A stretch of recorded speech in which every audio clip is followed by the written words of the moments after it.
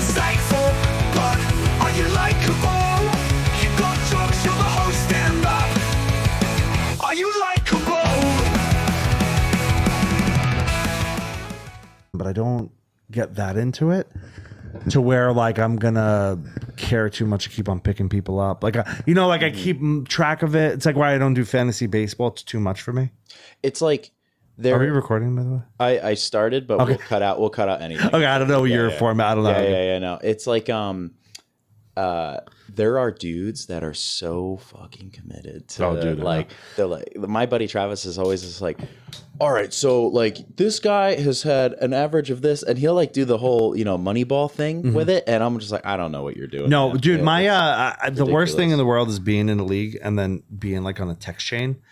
Oh, Because I don't care enough. Yeah, like, and every yeah. fantasy football team, like I get it because people got to talk about like when their dues are paid and all that shit. Like there's and people have fun with it, but like I don't care enough. So I always mute that group chat. 100%. That and my family ones.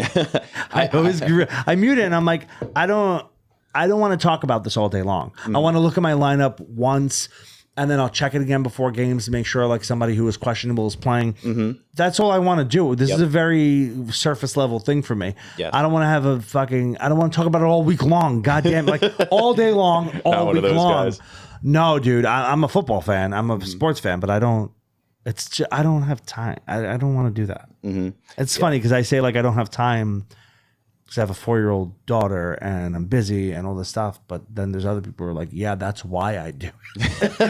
There's other people that are like, that's my escape. Yeah. And I'm like, pretend football is your escape to your life? Like hiding in the bathroom, setting your lineup is your escape from life. Yeah. I mean, I spend a lot of time in the bathroom, but you're writing comedy. But I have ulcerative colitis, so I'm like, Okay. I'm always my wife she just sent me this like I don't know, it's like a meme. It was a video really. It was like about like women who complain that their husbands take too long in the bathroom.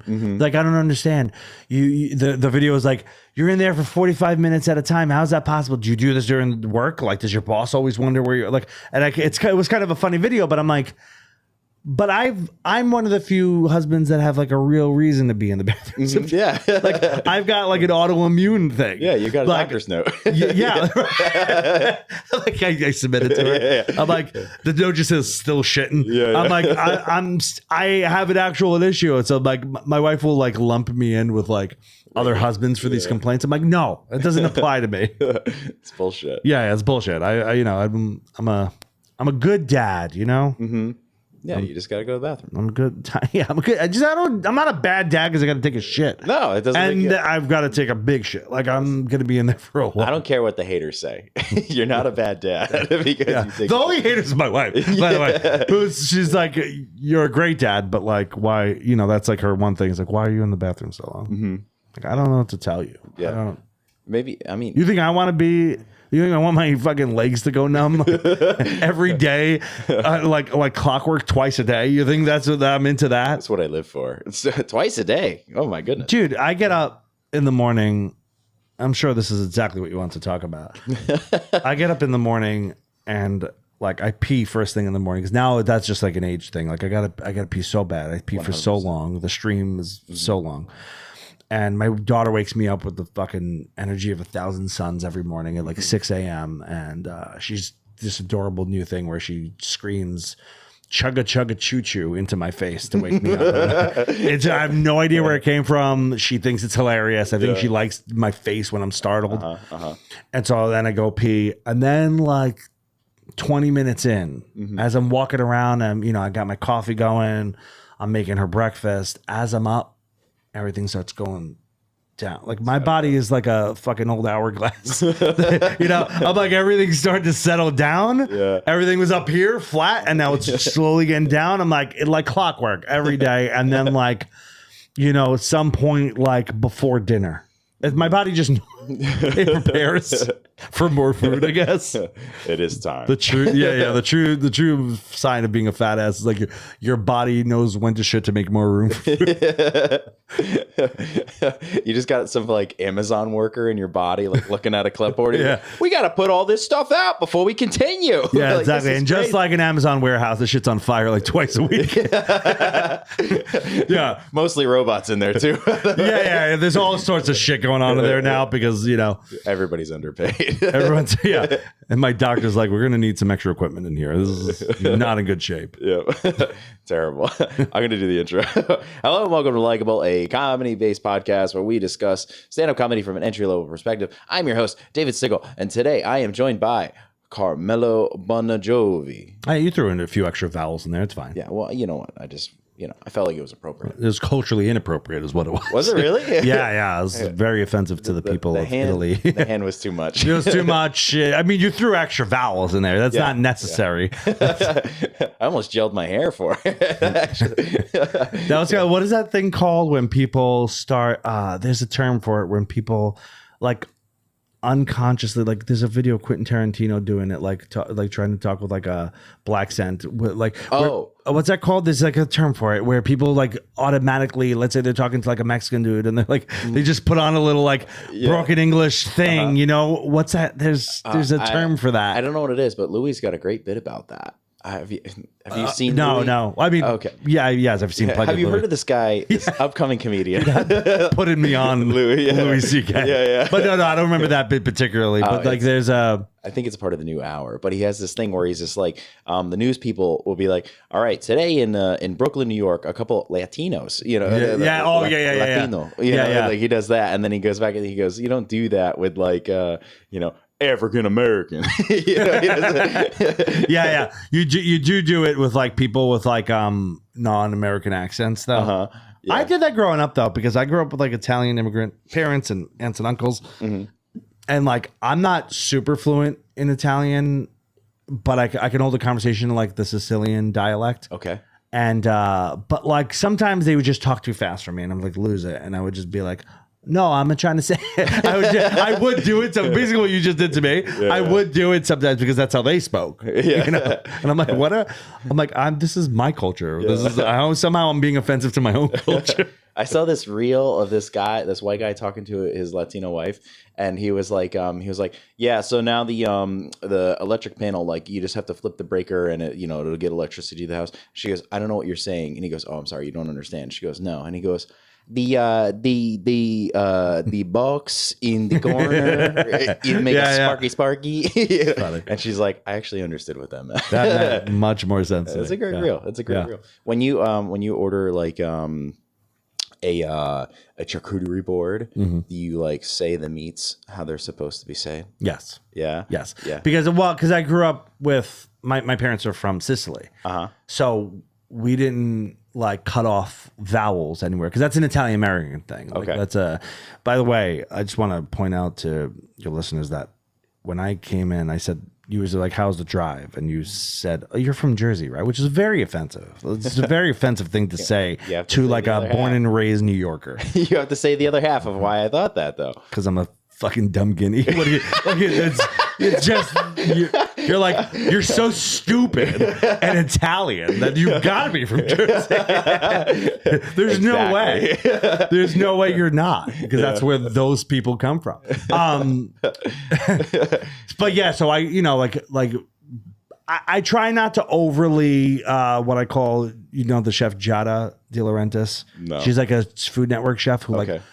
She's very Italian, but she'll just be speaking regular, and then she will obnoxiously overly enunciate the Italian words. So I try not to Giada it.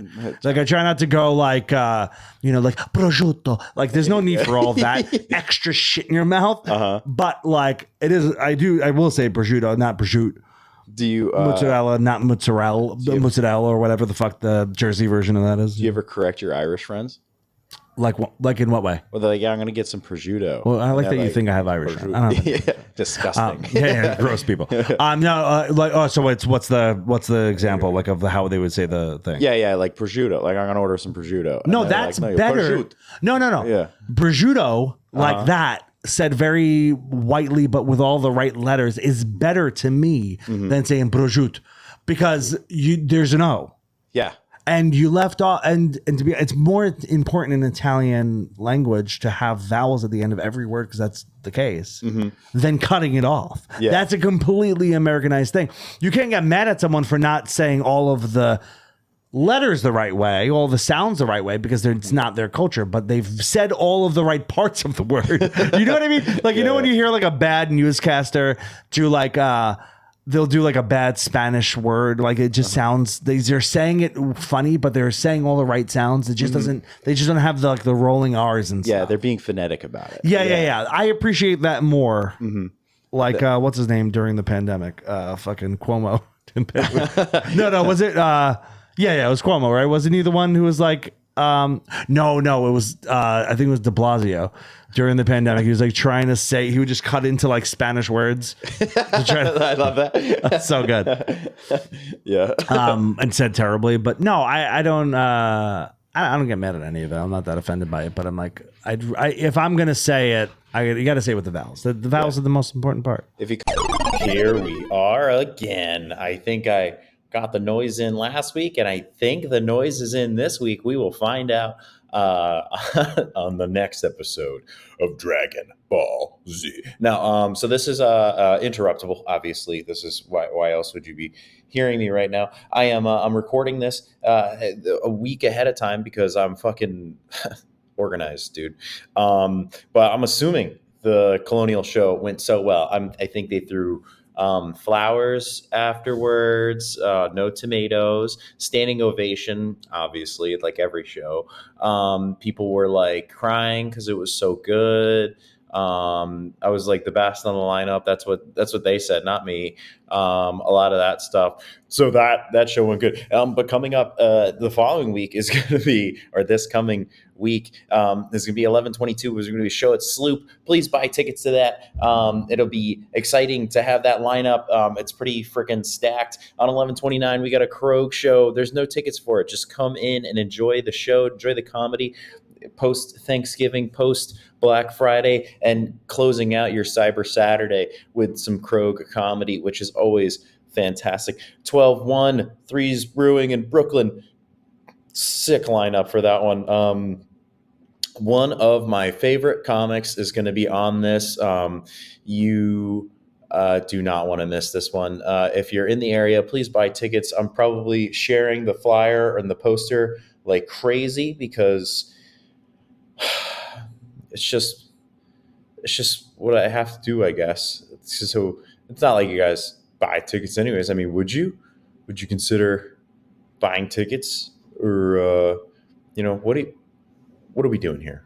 You know what I mean? 12/6, I'm going to go back to New York, this time at St. Mark's Comedy Club for the Comfy Clash, which I said in a previous episode, which I recorded 4 minutes ago. And now I'm doing it again here, but it's a week later for you guys. I probably lost, and it's okay. But it's fine. It's fine. I didn't need this anyways.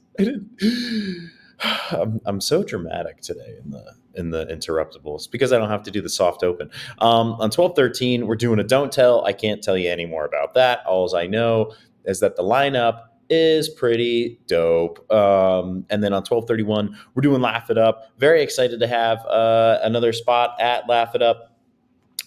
Cal is the best. He is. All right, never mind. That's so dumb. I'm not gonna say it. He's the guy. If you don't know Cal, you gotta meet Cal. He's the best. So come check out Laugh It Up. Buy tickets to that. If you don't have anything going on in your New Year's Eve, because if you're listening to this podcast, you probably are a loser. No, hey, you guys are great. You're doing great. I appreciate you. All right, back to the show. Cut it off. It's a bit too much. Yeah, that's you know what? I've never plugged someone's show seamlessly on my show, my podcast, a bit too much. I always have this like a moment, and even the way you just started it when you were like, "Oh, this is the Likable podcast," and you had a whole thing. I don't do any of that. So what I do is I go, my editor, I go, I'm going to need you to record a voiceover in the beginning because I'm never going to do that. So I have a canned, he does like a new intro every time. Okay. And he cuts in the like, you're listening to a bit too much, a show about this, blah, blah, blah. Our guest is this. Our topic is this. Because I do one topic an episode. I don't do any of the like preamble shit. And then at the end, I'm always like, all right, well, I'm like wrapping it up. I'm like, wait, hold on. Do you have something to plug? And then I'm also talking to comics who are notoriously bad at plugging their own shit.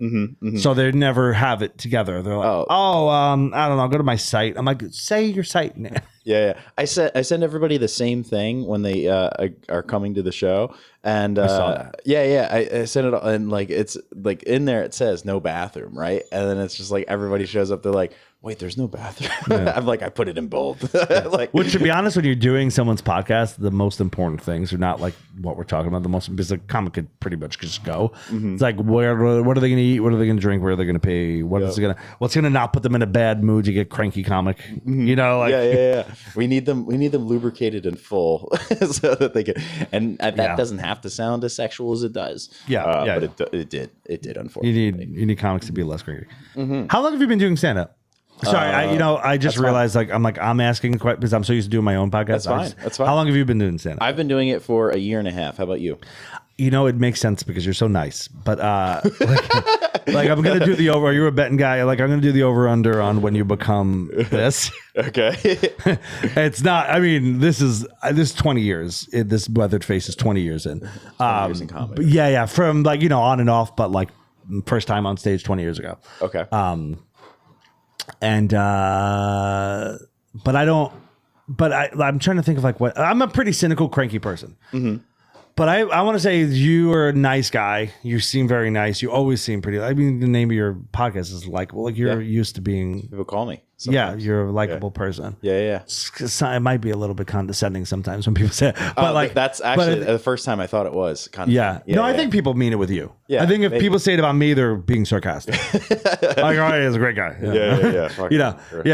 Yeah, he's real funny. They usually do that with me. They're like, oh no, you're funny. Like, yeah. People do it with like whether or not I'm nice for sure. People are like, oh yeah, it's a joy. Yeah. But you like, I'm gonna say it's gonna beat you a little bit. Like I'm not saying you're gonna become a piece of shit. Okay. You don't just become this, but it's a little bit of a Bane born in the darkness thing. But you will get crankier. You will not be as nice if you continue to do it. You will become increasingly cynical. I'm gonna say somewhere around, just because you're so nice, I'm gonna give you a little more than I would give most people. Okay. I'm gonna say 5 years. All right. Is going to be when people are like not always wanting to be around you. Okay. Not always wanting to be like, they're going to fucking, I don't know about David. I mean, regular people. I don't mean comics. Okay. Comics. That's the more already happening. You get That's already happening. with regular people. Oh, dude. Yes. With civilians. Yes. With the regos. Yeah. So I've been working in a small business for a long time. I've been managing for a long time. And I've already been like that with that kind of stuff. So now I just like I've already lost all my friends.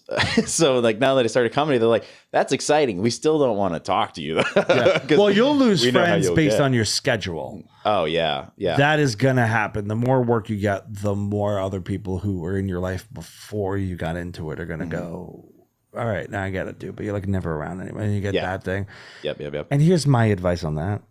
If it's women in your life, you have the conversation. You got to deal with it. When it's men in your life, you just cut them off. Yeah. If a guy is saying to you, I need more of your time, get the fuck out of here. You don't get you get me when you get me. That's how I'll show up, and I'm talking about people you can even be close. Yeah, you truly like love and appreciate their time. The second that happens, I'm like, I don't ever want to see you. Yeah. Bro, I need you to sit down. All right. Cause like, you're just not around enough. You're not dropping enough info in the chat. I had this conversation with my podcast co-host, Ken Crancy's, like about like that happening to him in his life. And I'm like, the second guys start doing that to me, because it did happen to me when I was really young. Partially, I had like, I was dating someone and I was doing stand up, and I just was all of a sudden and starting college, and it was like, or not starting college, but I was like in college, and all of a sudden I was around like 85% less than I was, like out of nowhere. Everything and like 2 part-time jobs. I was just hustling, and I got that from those guys that I grew up with, and I didn't realize that this would become what I do from now on. But I just was like, all right, this is too much for me. I don't want this anymore. I love you, but I don't want to talk to you ever again because this is annoying. It is, and I don't need that. That's girlfriend shit. And I don't mean that some fucking phony alpha, like, oh, you gotta be a man. I'm not, it's not about that. But you're being a bitch. You are. Like, just stop. You'll see me when you see me. Like, and if you didn't say that, I'd want to see you more. Yeah. But the second you say that, I'm like, this shit's clingy and weird, man. I work all the time. I'm not hanging out with you to get shit about how I'm working all the time. Yeah, and look, I've had like my career path. I've had a few streams of like my career path, but they've all been pretty social, exciting, cool things. I worked in advertising for years. I was a creative director. I was like on video shoots, working with like, actors and shit. And then I had stand up and all this stuff. So like, I guess I get also like fill up my like social cup in a way. And like, I don't totally. It's like I don't really need friends. Like I'm tired at the end of you're all not of it. Isolated. You know, you're fucking out there talking to people all day long. Last thing you want to do is talk about your fucking feelings, like it's too much. I don't want to talk to anybody. My daughter and my wife are the only people who get to hear about my feelings. Hell yeah. That's it. That's it. My daughter, by the way,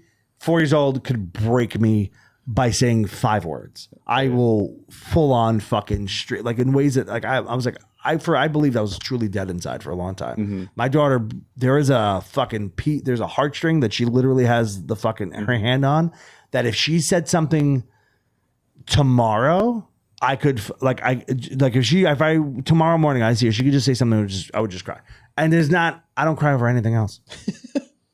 What is it? Like you're not around or something like that? Or... I mean, I am. I'm very hands-on. I just like no, it's like kids, just like things that hit them that you don't know that would hit them. Like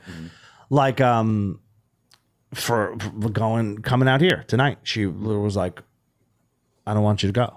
And I was like, it's just like hearing those words in that little voice, like, I don't want you to go. Like, I went to California recently, and she was like, I'm going to take your keys so you can't go to California. I'm like, that's not how planes work, but I'm going to go. Yeah. Like, none of my travel requires my keys. But, she hit me with, I was doing a show one night, and Joe was like, I got to go. And she was like, why? And I said, because it's work. And she said, what's more important? My 4-year-old. What's more important, work or me? And you gotta say you, and it is her. But I'm like, but how do you answer that? Because then when you say you, then she goes, well, then don't go. And that's 4-year-old logic. It's deep, but it's also simple. Where do you think she learned that? Emotional manipulation. I don't know, but I'm dead inside, so not me. Yeah. Do you think it's genetic? Like the she's like an emotionally intelligent kid. Yeah. Do you think girls are born with that? Like that? I think to it. Yeah. I think so. I think like I watch all these 4-year-olds. That sounds fucking terrible. That's just outside of a school. Actually, like, doesn't have a kid. Yeah. I have a kid that I found. It's in my possession. There was like a bunch of kids. Yeah. But like, I watch my daughter and like all of her friends and cousins and stuff, and all the boys are just ramming their heads into shit, and all the girls are they're all doing that to a degree, to varying levels. There's like every kid's different, but like the girls are doing that to their parents for sure. Like at that age, they're already like going to them and going like, you hurt my feelings when you said this. Where you can't. The boys don't articulate things till they're like 48. Yeah. You know what I mean? Like most grown men can't bring that to you. You know what I mean? And then to be fair, I'm the guy who's like, when you do as a grown man bring that to me, I'm like, I don't want to be your friend anymore. We just said that. Yeah. I did just also say I shut people off emotionally. Yeah. But no, dude, my daughter, I'm like big on trying to not do things my dad did, right? And so I don't hit her. I'll never hit her. I try not to yell at all. But sometimes, what I think is yelling and what she perceives as yelling is different, because I'll be like, if I put a little bass in my voice, I'm like, don't do that. because you're going to hurt yourself. That's yelling to her, right? So I got mad. I was like very frustrated. She wasn't listening. It was just like she was just having a big 4-year-old fucking day. Like, because you forget that these kids, even though they could have a large vocabulary at some point, but they're still like, they're still kids, right? So like emotionally, they still gonna have tantrums and all this stuff. So I'm like, I'm having this conversation with them. Like, I need you to listen. I really need you to listen. And at some point, I probably raised my voice more than I like normally do. I wasn't like berating her, but I definitely raised my voice a little bit. And I'm putting her to bed, and we're laying there. Dude, this one, I could cry literally telling you the story. She goes. And I'm like, I love you. And I'm like, good night. You know, we have this little thing. We tell stories and stuff. We have this little thing between us, like our little things that we do at night. And then she goes, are you mad at me? I said, no, I'm not mad at you. I'm sorry I yelled before. And she goes, when you yell at me, I feel like I'm not as loved. Dude, I fucking sobbed in that bed. I couldn't even hold it back. Because I don't want her to see me crying, you know? And I was like, and it was in the dark because I'm putting her to bed. I'm like laying in her bed with her, like, you know, I'm like rubbing her back and I'm just being like very tender. And she says it to me. And I was like, and she's like, then she goes to me, she goes, I'm only 4. Dude, what is this kid reading? No, yeah, this kid, she's pretty, it's kind of insane. But she's like, I'm only 4. I don't always know. And she's probably heard us say that to other, like if somebody else, like let's say a grandparent, like she's 4, she doesn't know, you know, like that kind of, she's probably, a lot of it's like just modeling. She's just repeating what she's heard us say, but she used it on me. Yeah. And I was like, and I'm like tearing, and she's like, and I'm like, I know, baby. But when I said, I know, baby, I'm a cracked voice. Yeah. And she's like, and she goes, and I could see in the like silhouette of her head, like perk up, and she goes, are you crying? And I was like, no, I'm sad because I made you feel bad. And she's like, and then she goes, oh, daddy, don't cry. And she's like, why? She's like trying to find my face to wipe tears. She's like, I feel her little, she's like poking me in the eye. And then and she's like, don't cry. She's like, I'm okay. And now I'm like, oh, this is even worse. Because now she's like consoling me. This is like almost inadvertently manipulative on my part. You know, I'm like, she's in power. Yeah. Dude. I'm a fucking sucker, dude. Yeah. That kid's got me wrapped around her finger. Just like I can't even help it. She's like going to sleep to this noise. Just the sound of a broken man, of a broken middle-aged man. Most people have a fan. She's just got like hot breath. Yeah. I was like, I'm sorry. Just crying. Dude, she just breaks me sometimes. Damn. Well, that's why I'm never going to become a parent. I don't want anything. For every one of those moments, there's the other. There's the opposite. You know, there's the like amazing. When I pick her up from school, there's this like little hill. She runs down the hill and leaps into my arms. That moment, I don't have many happy moments. That moment, for that heartbeat of a second before she like then starts talking to her friend and it's all hectic again. For half a second, I'm like, that is the whole fucking point right there. Yeah, that's cute. That's the whole thing. Right there, that little moment. Being a dad made you start, like, it slows you down. You don't, like, you know, you become a dad and you're like, oh, I'm late to everything. I can't do as much as I used to do. It slows you down. But I think in a way, it's like a nature's way of going, like, you got to slow down a little bit. Like, what, you're going to kill yourself and you're miserable and you're working all the time.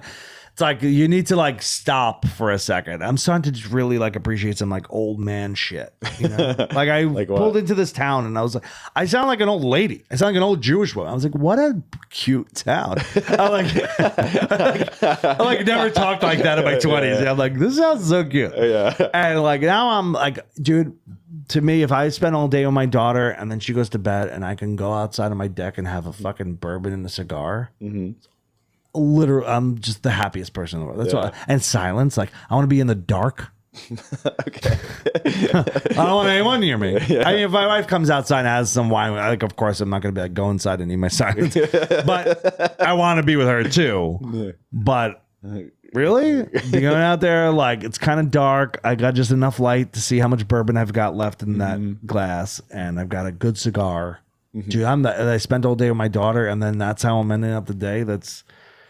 That's a perfect day to me. And perfect day does not involve stand up.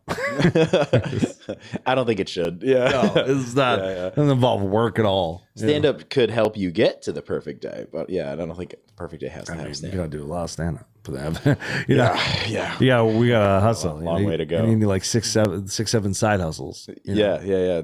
Did you do the 6 and 7 thing on purpose? Is that? Oh no! No.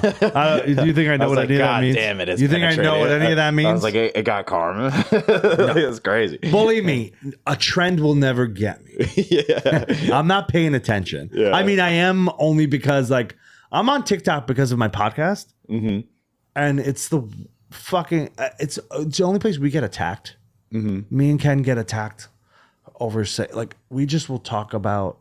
I had a thing once, like on Thanksgiving. I'm big, like I love cooking. I had a thing last Thanksgiving where I was like talking about, I'm like, you're an asshole if you're talking politics at Thanksgiving, especially at my Thanksgiving, because I was just saying like how seriously I take my cooking. And then if I bring that turkey to the table and you're fucking talking politics, I'm mad because I'm like, I want everyone to talk about the food, you know? And people were like berating me on TikTok because they were like, well, shit's real serious out there. And I'm like, I'm talking about my Thanksgiving. Yeah.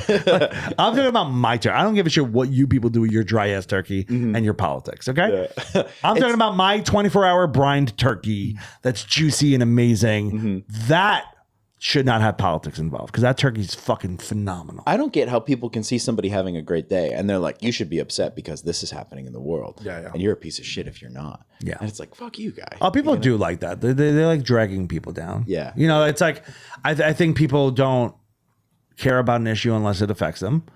And they don't, I think a lot of people generally don't like seeing other people out.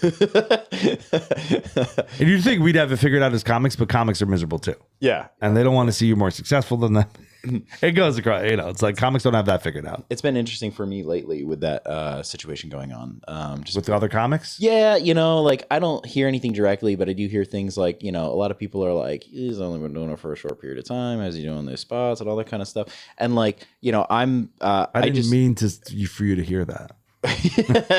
No, I said it on your podcast. You tagged me on TikTok. I don't even have TikTok. It's like at this douchebag. Yeah. It's it's bizarre, right? It is weird. It is weird. You know, Cal likes me for some reason. I don't know why. Cal Getter. Yeah, Cal Getter. How you doing, folks? You know, How's it going? Yeah.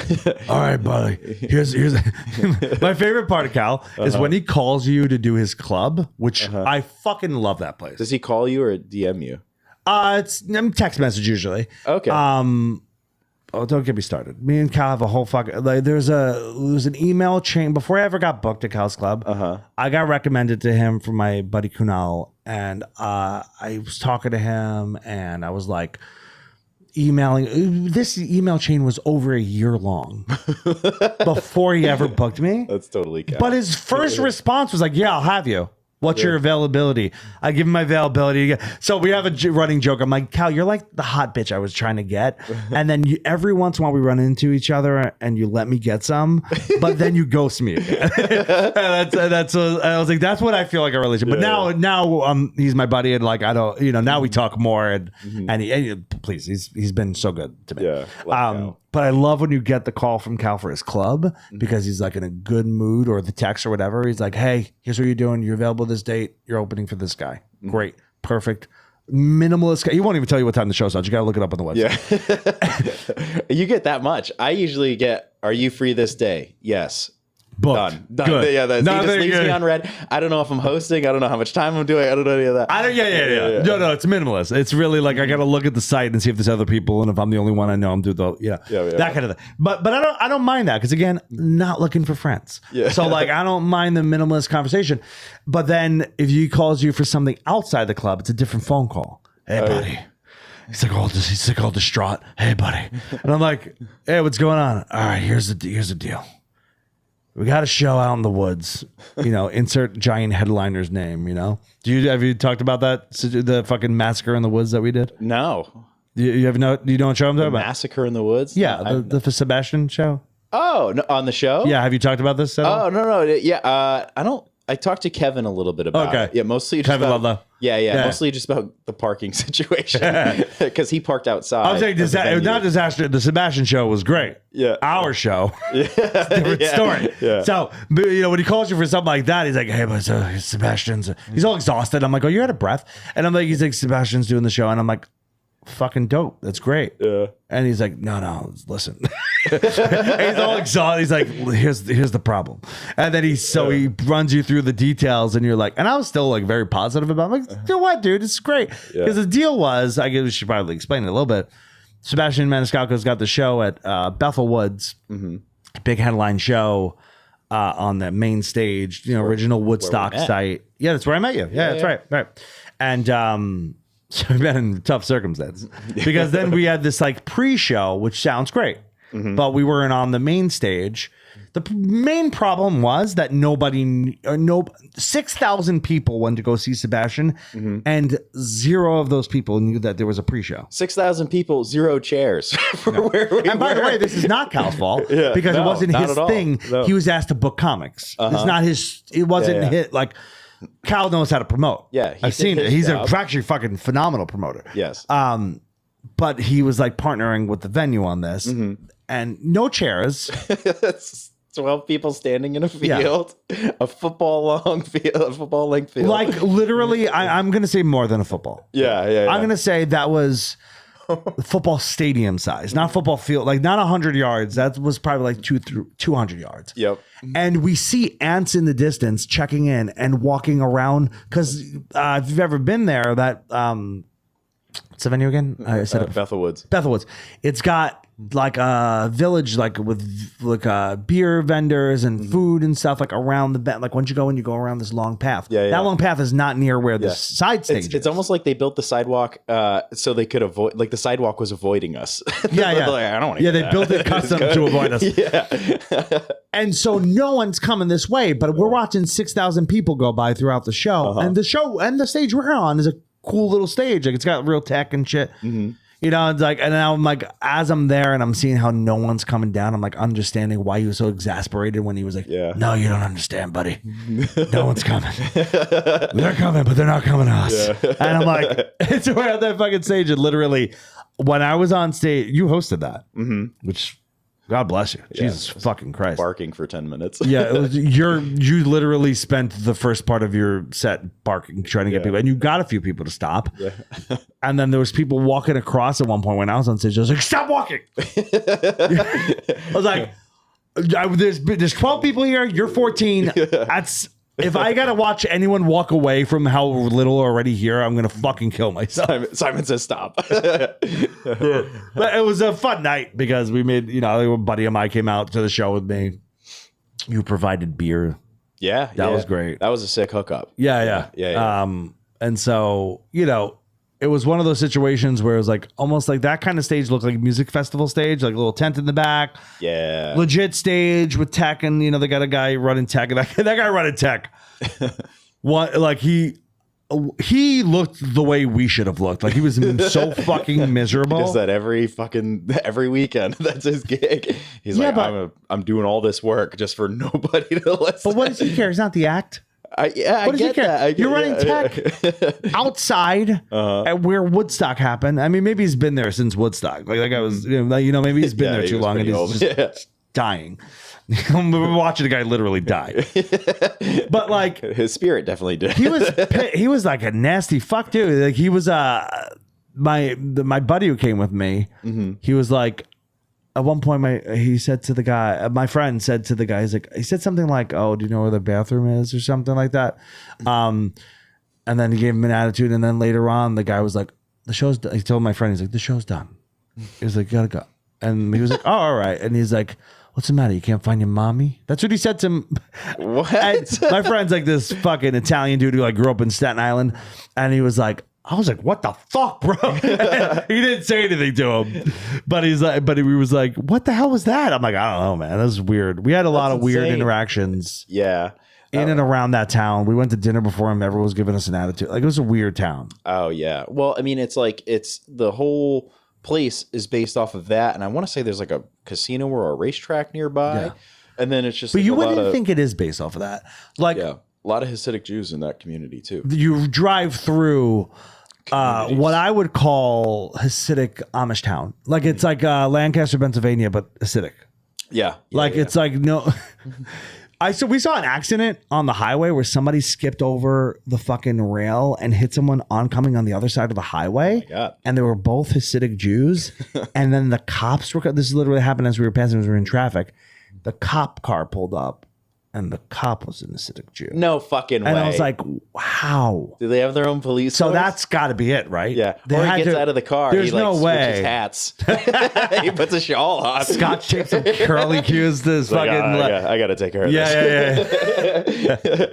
They were actually like long hair in the back that he flipped over his ear in the front. He does that like crouch and kick thing on his way over to the car. Yeah.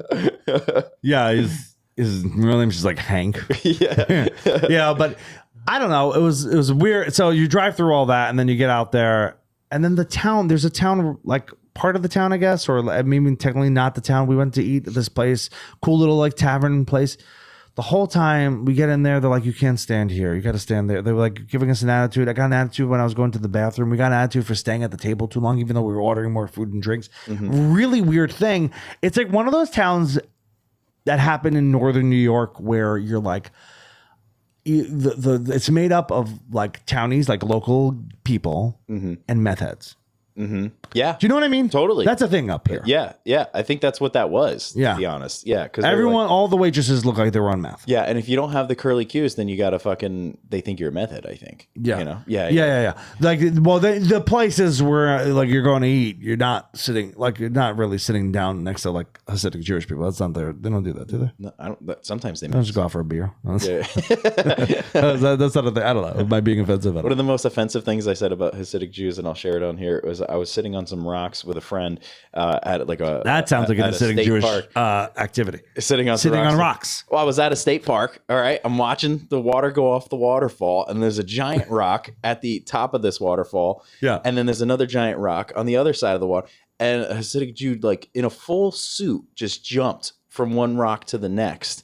And I looked at my friend. I was like, "Did you know they can jump that far?" Because it was crazy. They were in a full. Because suit. they're in like black shoes. Yes, They're dress shoes and Yeah. full suit, scarf. It's 95 Yeah. degrees outside. Yeah. What are you doing? That is crazy. Yeah. It blew my fucking mind. Actually, I still think about that. I was just like, that kid had a shot at the league. Kid's got ups. If you've been near Hasidic Jews, there will always be a moment that'll go, what just happened? Yeah. I lived in Brooklyn for a long time. There was this area of Brooklyn, super Hasidic Jewish, and I was doing one of those rideshare things where you like drop off the car and pick it up, like rental car things, where like it's just like a lot, and it's just like, you know what I mean? Yeah, like a zip car. Zip car type thing. Yeah.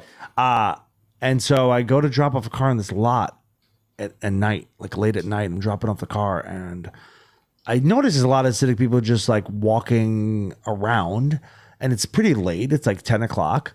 Late for like, it's a bunch of kids out. Like, and I go to my car and this is the weirdest fucking thing that's ever happened to me. I turn on the car and my headlight, I go to turn off the car, but the headlights are still on. And I notice a bunch of like Hasidic Jewish kids just like come into frame, like I was filming it. Come into the headlight stream, like 17 of them, and I was like, it was like a Jewish children of the corn, children of the matzah. They all like came into the headlight stream, and I was like, the fuck, and then they all walked and came and surrounded the car, and were looking at me like I was a fucking way zoo animal, and I was like. And I like so much so that I couldn't open the door without fucking jabbing one of these kids in the face, right? So I was like, I'm on the other side. I'm like, I'm gonna open the door, and the kids said nothing. There was like, and I'm like, what the fuck? And so I get out, and I got an Uber coming to pick me up, and I'm waiting for my car. I sat in the car at first, and then I get out, and I notice there's like a van pulled up. And these Hasidic Jewish guys are taking out live chickens, and they're in cages, and they're bringing the chickens into this like fucking tenement, this like apartment building. It's not a butcher, it's not a shop. This is like an apartment building at 10 o'clock at night. they're holding cages of live chicken, and the chickens are freaking the fuck out, rightfully so. You were that chicken, essentially. Yeah. You in the car is that chicken in the cage. The chicken's like, fucking Jews! They're everywhere. Right? Like, I'm watching this, and I'm like, what is going, like, what's happening? And I asked my buddy Ken Krantz, I was like, what do you think that was? Mm-hmm. He's like, I have no idea. He's like, I'm not Jewish enough. I don't know. And I was like, what is, like, what was that? Because it almost looked like a sacrifice was happening. Yeah. But I'm like, I'm sure it was like they just get live chickens. But like, wouldn't it be weird out here in New York if you saw live chickens? Because people have they have chickens and that's how they have their eggs. Yeah. But I didn't grow up with that, and that's certainly not what was happening in Brooklyn. I don't think that happening in Brooklyn. Did they have live chickens laying eggs in their apartments? Access to the tunnels through maybe they went down in the building instead of up. Wasn't and that do a what? thing? I don't. They raised chickens. Yeah, underground. In the underground. Yeah, yeah. Oh, is this a thing? Subterranean chickens. You're thinking of the subway people. I'm thinking of Ninja Turtles. yeah. You're thinking of the people that live in the subway, like the fucking troll people that live underground in New York and never come out. There was a thing where the Hasidic Jews were building tunnels in the city, I think. Oh, yeah? Yeah, I think so. You didn't see that news article? No, it was a stereotype for a while. They dress like ghosts, so they scare me. I was driving to do a show at a park, and it was like a late night show at a pavilion in a park, and I had to drive through a Hasidic like a camping area. Yeah. And I'm going through, and then like the whole time I'm just like, and I had no service. I don't know why, but my brain's like, I've got no cell phone service. My car's gonna break down. And like I'm just driving past these like camps, and they've got like these crazy high like chain link fences. And then I look in, and there's just like silhouettes of ghosts. And I'm just like, I'm not getting out of the car. Like you got out of the car. I had to get out of the car. I'm staying in the car until sunlight. Well, it's also like, I mean, as weird as it was, and it felt creepy. Mm-hmm. I grew up in Queens. Like that's not who's gonna hurt me. Who is gonna hurt you? And we're racist. No, I'm just saying, like, you don't. I'm not saying another culture specifically. I'm just saying, like, there is. Imagine though. No one. We're gonna add consonants at the end of this. Listen, I'm just saying that you've never heard. You're taking it the wrong way. You're racist. Yeah, I know. No, here's what's happening. No one's ever. I've had a lot of friends who've been beat up. I've been jumped on the subway. Mm-hmm. I've grew up with some weird shit. I never once has someone been like, I got fucked up by this Hasidic Jew. Like this group of Hasidic Jews jumped me and fucking took everything I have. Like it's never happened. Yeah. It's never happened. That's not a violent group of people. That's true. I've never seen them do anything violent. So, there's certain cultures who are, this is like, I don't know if this is racist or like anti-racist or like reverse racist or whatever. Mm-hmm. There's certain groups of people who just don't scare me. Do you know what I mean? Like if I'm walking through a neighborhood and there's just like a bunch of like, even if they look like they're rambunctious, a bunch of like young Asian dudes, I'm fine. I'm not worried. No, I agree. Cause like if what surrounded you was a group of Caucasian men in tank tops named like Trey. Yeah. I'm not getting out of the car either. Cause no. That guy's That's what I'm saying. Fuck me it's up. not about one culture being scary, but there are definitely safe cultures. Yeah. Like there's definitely like, I'm not scared of 20, even if they're angry, 20 young Chinese dudes. I'm not scared. And maybe I should be because they're angry.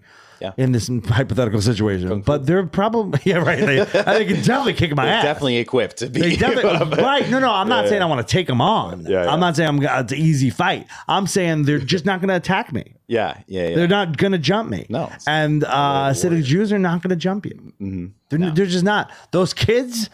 I was more worried about being perceived as like I don't know. You have a thing when you're like a grown man. You're just like, I don't want to be looked at as weird. Like I'm gonna get out and like start pushing these kids away. I was like, who's that guy pushing a bunch of kids around? Like that's what I'm worried about in that situation. I'm like, they're kids. Yeah, well, it's also like if you're maybe a fish out of water in a certain case, you don't want anything to start because you might look like you went there to instigate something. Yeah. Yeah, and that's also a problem. Yeah. Sure. And this is probably especially like right now. People would be like, "Oh, the fucking Rittenhouse, the Hasidic Jewish community, like, what's exactly, no, it's like but there's, I grew up in Brooklyn. I grew up in Queens. I was born in Brooklyn, grew up in Queens, and I lived in Brooklyn again. And like, I don't know things. It's like out here, like the only, what scares me out here, like the woods. Mm-hmm. That's what scares me. Like I could walk through what is considered to be bad neighborhoods in the boroughs. I'm like, that's not that scary to me. Mm-hmm. And most of the time, this is as dressed up as I get. Most of the time I look like shit. Like I'm like in a hoodie and a hat and my beard's straggly, and I don't look like someone you want to talk to. Yeah. So and not that I look scary, but I don't look friendly. Mm-hmm. And so I'm not really scared in like what are considered bad neighborhoods. That doesn't scare me. What scares me is like a fucking peace and quiet in the woods. Like animals scare me. Yeah, well, you can talk to a person. You can't reason with an animal. Absolutely. Yeah. I know, like, I like a angry dude. I know there's only so many ways he could attack me. And I know all those moves. Yeah. He could punch me, kick me, or bite me. Or he's got a weapon. Yes. Right? That's a different story. But without a weapon, let's say. There's only a few attacks that humans have. Mm-hmm. And I'm pretty well versed in those attacks, and I can hold my own. Mm-hmm. What do I do? And I'm not even talking about bears. Mm-hmm. I'm not talking because, you're dead. If I come across a bear, I die. That's just how it goes. It's game over. I'm not talking about that. I'm talking like raccoons. Okay? I'm talking little, for like half of them are zombies, right? Half of them have fucking rabies. Yeah. And they move too fast. Mm-hmm. You ever see a video of a guy like someone's Ring camera and they like walk out of the house and a rabbit raccoon just starts biting on their jeans? Mm-hmm. That's fucking horrifying. Yeah. I don't know the moves of a raccoon. They can move up and down, left and right, and with claws and teeth.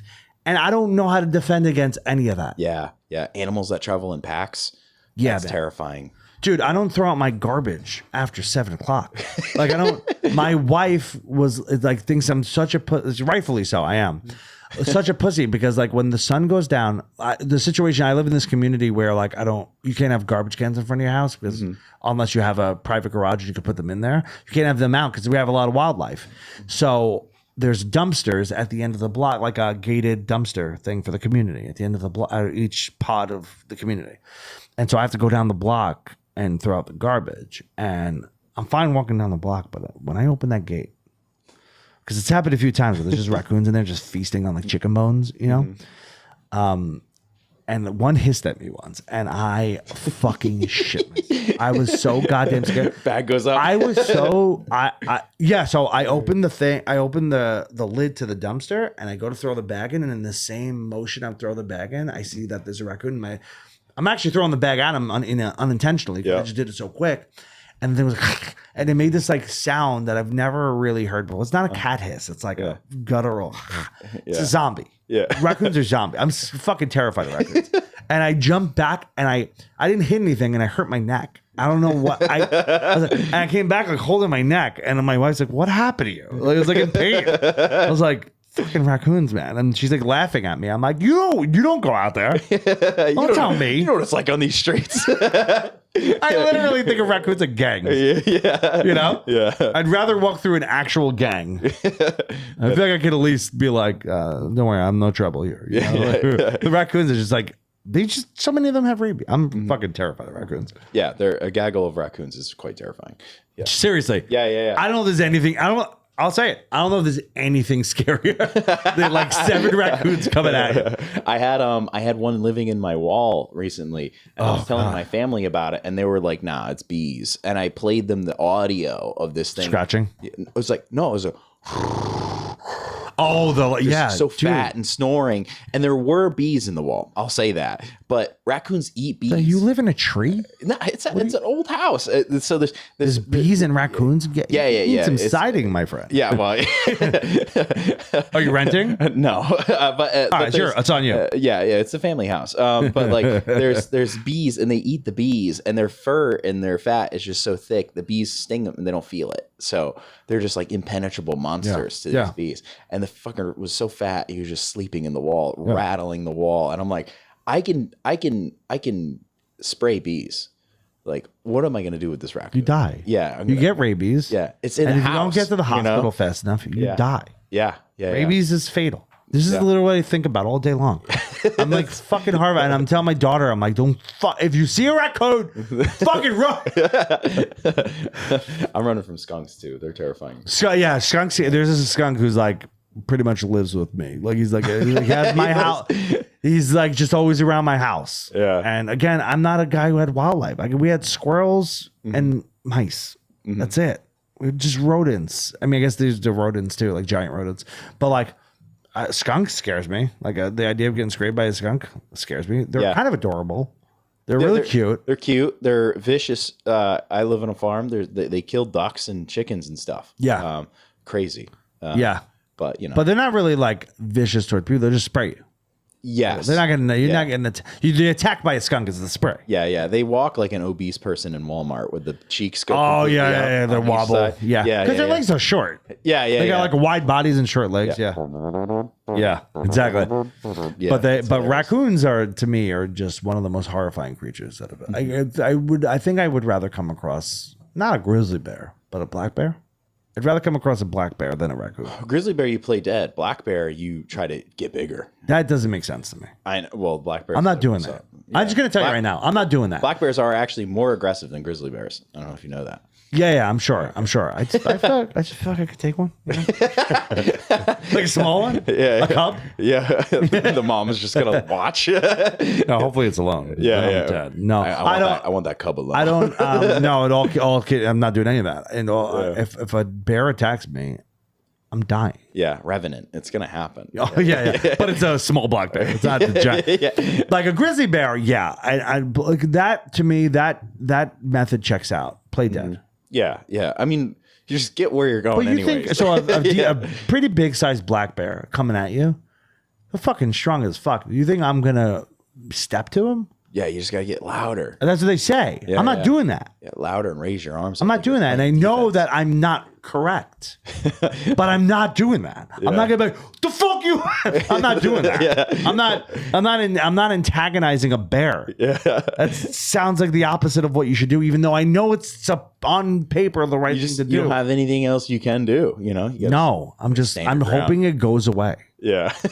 A coyote ran past me when I first moved into the place, and it was scared of me. Clearly, it was like walking faster. Yeah. And I remember it was kind of funny. It kept on looking back at me like it was like it was racist toward me. Yeah. And, it was like this guy. It's like a woman in a hotel hallway. She gets out of the elevator. It's like, don't follow me. I was taking out I had my garbage. I was walking toward the thing, and he ran across me, and I was like, at first I like stopped. But then when I realized I was scared, I was like, oh, okay. And it was kind of like a funny moment for me. But I'm like, what if it wanted to attack me? It could. Yeah. What do you do? What do you do if a coyote attacks you? They don't go after big things usually. Yeah. But they can get aggressive and try to defend their territory. Fucking kick it, dude. Yeah. Yeah. Sure. Yeah. That's what I'm kick doing. it. Sleeper hold. Fucking, my fucking old knees. I'm not kicking shit. You kidding me? I'm gonna try. I'll probably, if someone on the ring camera is gonna have me busting my ass, and then the coyote, I miss. The coyote jumps on top of me and rips my throat out. Yeah. That's what's happening to me. Happens to the best of us, actually. I don't believe I could withstand an attack of any animal that's bigger than a raccoon. Raccoon or bigger, I'm dead. Yeah. Rabies or they maul me. I am like, dude, a fox. If a fucking rabid fox bit someone in my neighborhood, this happened, and then they had to go get like rabies. It was like an old couple. Oh, it's the worst. And then they came and they just lit the thing. Like the fucking cops came and just shot it 17 times.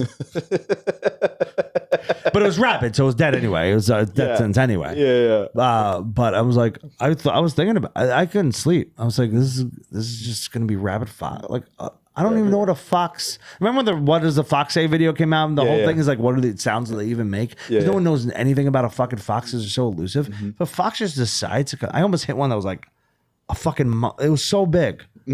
Driving. I'm like, if that attacks me, I don't have a defense. They're really smart. So like they were fucking with our chickens, and our chickens are like used to dogs. Yeah, smart as a fox is like a thing. Yeah. So the chickens are used to dogs, but they see the dogs like always just kind of lay on their back, right? Yeah. With their belly scratch. So the chickens were walking towards the fox because it was presenting its nipples, right? And the chickens are like, "Oh, okay, that's a dog." It's like, "No, you idiots! like that's not a dog." It's just Chickens are fucking stupid. so stupid. They deserve to be eaten for every meal. working on material about it. About dumb chickens? Yeah, we have to get to the show. Are you excited to meet this guy? Do you think he's going to stay in character the whole time? I hope not. No, I'm kidding. I hope not before the show. After the show, go ahead. Yeah. But man, no, you know what though? To be honest with you, I don't know, because like that, I would imagine requires a little bit of a method approach. You know, like a method acting approach. Like I can't snap into something that quickly. You know, I've got one mode. This is a cranky Italian dude. Yeah. People think is from Jersey. So no, I don't know. He seems nice. I was messaging him a little bit because I was to see if he wanted to come on my podcast, and so I was messaging back and forth with him a little bit. He seems like a nice guy. I don't even know. This is one of those weird moments of comedy. I'm like, I don't even know how I got booked. Yeah. I don't even actually know. I mean, they reached out, and I was like, great, Yeah. cool. And and I know he is, so I was like, okay. And I'm excited to meet him and whatever. But I was like, it was one of those weird things where I'm like, did someone recommend me? Did I don't even know how this came about. So the agent told me that the agent found me through just like researching Poughkeepsie. Yeah. And I'm like, it's weird that I pop up for Poughkeepsie because there's a lot of Poughkeepsie comics. Yeah. But it must have just been like a laugh it up thing. Are there a lot of Poughkeepsie comics? I think If there's a lot of Poughkeepsie comics, I'm annoyed. There shouldn't be a lot of Poughkeepsie comics. Can't be. They can't be. Yeah. I mean, if there is more than 6 Poughkeepsie comics, I think I'm literally mad. I want to say because it's too small to have that many comics. I'm going to count it in the car. Everyone. There might be 5. Yeah. Okay, that's a reasonable amount. Yeah. I don't know if I count though, because I'm 20 minutes north. You're not really, but you do. But you work Poughkeepsie. Yeah. That's maybe I'm assuming that's how I came up too. Perhaps Posting maybe like laugh it up stuff. Yeah. I'm assuming so. I didn't know. I was like, did someone recommend me? Did Cal recommend me? Did you? Like, I was so confused. I was like, because it was just random. You know what I mean? Yeah. But I was happy. I'm glad to do it. You know, the venue seems cool. Does I'm curious to see how it'll go. Like I've heard that the venue is struggling. We're also competing with a Bills game right now. I don't give a shit. Me too. My knees. You think I feel bad for a building? I'm struggling. The fact that I'm fucking here right now in here, and then I will be there, and I will have done both of those things. Like I'm out of the house and I'm not sleeping already is a fucking miracle, and everyone should be grateful, and everyone should thank me and pay me a lot of money for it, because I don't go anywhere outside of comedy. I do nothing. Besides chase my daughter and work and run from all I did. Run from coyotes. To be fair, I did. I kind of said it earlier. I'm not looking for friends, so like I'm not hanging out either. Yeah. I got one friend who's another dad, 2 friends, but it was another dad. Like we just kind of recently met, who I really like, and we're friends. And I tell him all the time, like, this happened by mistake. I wasn't looking for this. I don't want this. I like you, so we're gonna be friends. Our kids like each other, and I like you. He's the guy who came out with me to the show, the massacre in the woods. Yeah. He's a great guy. He's legitimately a good friend of mine now. But I was like, I'm not looking for this. If this happens by mistake, if it happens one more time, I'm gonna be really fucking pissed. Like if there's one more guy who I like enough to where I feel like a dick ignoring them, and I get another friend out of this, I'm gonna be pissed. I can't handle that. I don't want anyone. My dad says that to me all the time. He goes, "This happened by mistake." Yeah. All right, we got to get to this show. Yes. Likeable is filmed and recorded at Radio Free Radcliffe. Thank you to Jen Hamoud and Matthew Rosenberg, our producers, and thank you to the Epicurean, which hosts us for each and every episode. Come in, stop and shop. Apparently, there's no water in the village today, so come and buy water. You'll catch us on the air potentially. Likeable is a comedy-based podcast where experts in absolutely nothing, especially wildlife, and consider this your daily dose of questionable wisdom and Gary guaranteed hilarity. We hope. Proceed with caution and a healthy dose of skepticism. Carmelo. Wow. I do think we're experts in Hasidic Jewish culture. That's actually, I think you're wrong. Yeah. I said wildlife. There it is. Clip it. Yeah. Yeah, thanks for having me on, dude. It was fun. Yeah, this is fun. Yeah, you got jokes, yeah, you're insightful.